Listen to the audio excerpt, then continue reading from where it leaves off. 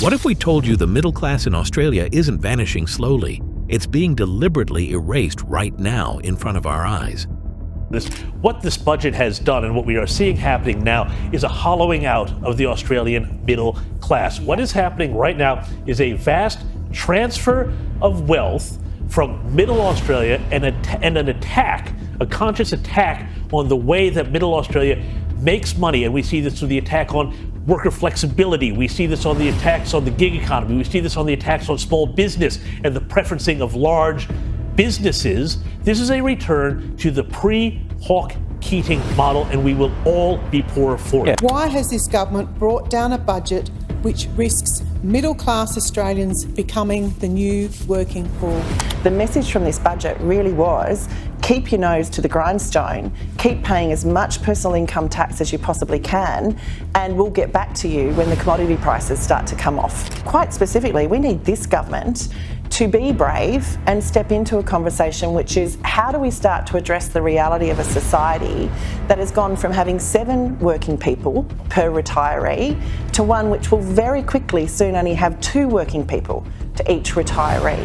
Middle income earners could face one of the largest tax increases in history. Around 10 million Australians are set to be affected by the changes. These are your everyday mums and dads who are struggling to pay power bills, who were told that they would save $275 a year off their power bills. We're now hearing that even the luckiest people are going to actually be paying that much more. Prices rose for a third straight month in April to a new record high, up 0.3% for the month and 3.2% for the year. More than $2,700 was added to the median home value. Darwin led the monthly gains, followed by Hobart, the regions, Perth, Brisbane, Canberra, Adelaide, Sydney and Melbourne. Chapter 1. The crushing weight of a new mandate. In April 2025, the Australian government quietly pushed through a sweeping policy under the guise of fiscal fairness. The new mandate introduces stricter tax compliance laws, targets deductions for the self-employed, and most controversially, imposes a new levy on middle-income earners to fund ongoing infrastructure and welfare expansions. The changes were buried in the federal budget's fine print, framed as minor adjustments for better equity. But for the average Australian family earning between $80,000 to $150,000, this isn't just another tax tweak. It's a financial hit they can't afford.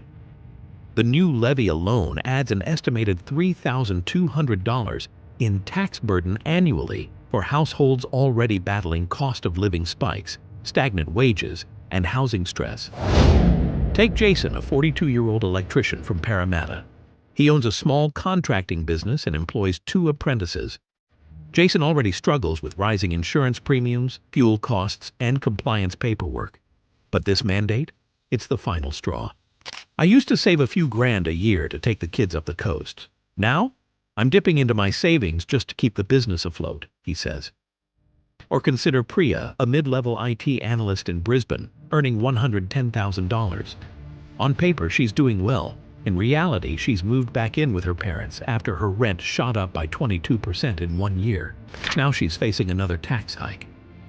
This government keeps saying we're well off. I don't feel wealthy. I feel trapped, she explains. Chapter 2. Disguised as progress. The government calls it progressive policy.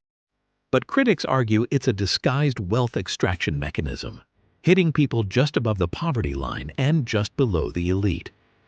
A Treasury analysis leaked in early May estimated that over 2.4 million Australians in the mid-income bracket will now shoulder over $7.8 billion in extra tax revenue annually. Meanwhile, tax loopholes for multinational corporations remain largely untouched. It's not about equality, it's about optics. But the reality is, middle-class Australians are getting crushed from all directions. Housing. Median home prices in Sydney are over $1.2 million.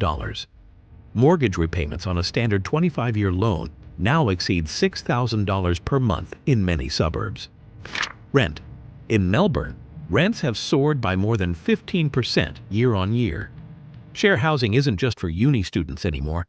It's the only way some full-time professionals can get by. Utilities. Electricity bills are up 17% in New South Wales. Insurance premiums for homes and vehicles are also skyrocketing due to natural disaster risk. Education. Private school tuition continues to increase, and even public school parents are forking out hundreds each year in voluntary contributions. So what happens when a new tax mandate piles onto all of this? People snap. Chapter 3. The Disappearing Dream. The Australian middle class used to mean stability. A house, a car, a couple of kids, and a yearly holiday. Today, that's becoming a fantasy. In 2001, 65% of Australians identified as middle class. In 2025, that figure has dropped below 45%. That's a dramatic erosion in less than a generation. Much of this is due to wage stagnation. According to the Grattan Institute, real wages have declined by 3.1% since 2020. Adjusted for inflation, people are earning less now than they were 5 years ago. While the middle class is being squeezed, the ultra-rich are thriving. Australia's top 1% control more than 23% of the nation's wealth, according to Credit Suisse.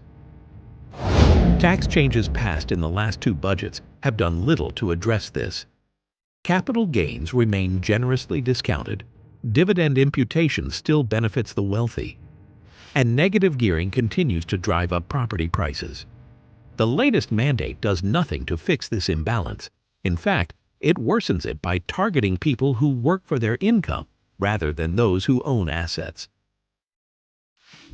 Chapter 4. Small Business, Big Losses. The new mandate also places extra regulatory and tax burdens on small businesses. Compliance costs are expected to rise by 18% this financial year, particularly due to stricter deduction rules and mandatory real-time tax reporting. Small business owners like Jason are being penalized for being too small to hire full-time accountants, yet too big to qualify for government relief.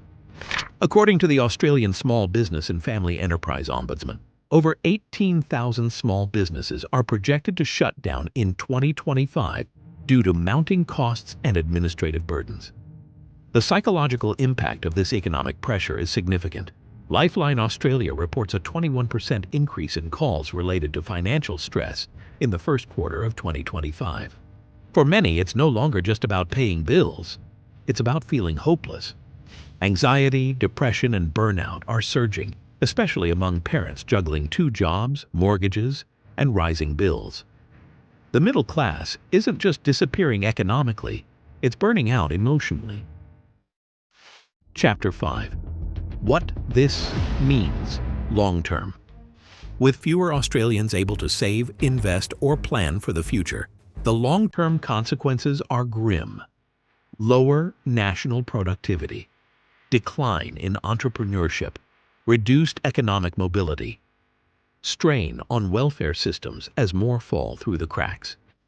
Australia risks becoming a 2-class society, those who own everything and those who rent forever, work forever, and never quite get ahead. Chapter 6. Can it be reversed? Policy analysts say it's not too late, but time is running out. To restore the middle class, experts recommend reversing the new levy on mid-income earners, closing multinational tax loopholes, reforming housing policy to prioritize affordability, supporting small business through tax breaks and red tape relief. But this would require a political shift and courage most current leaders lack. Final thoughts. It wasn't always like this. The middle class built modern Australia. Teachers, tradies, nurses, tech workers, and small business owners, they kept the engine running. But now, they're being treated like an expendable buffer between the wealthy and the poor. And with this new mandate, the message is clear. You can work hard, follow the rules, and still get crushed.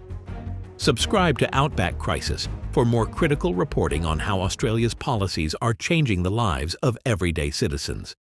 Watch this video here to learn how the 2025 federal budget may have just changed property ownership forever.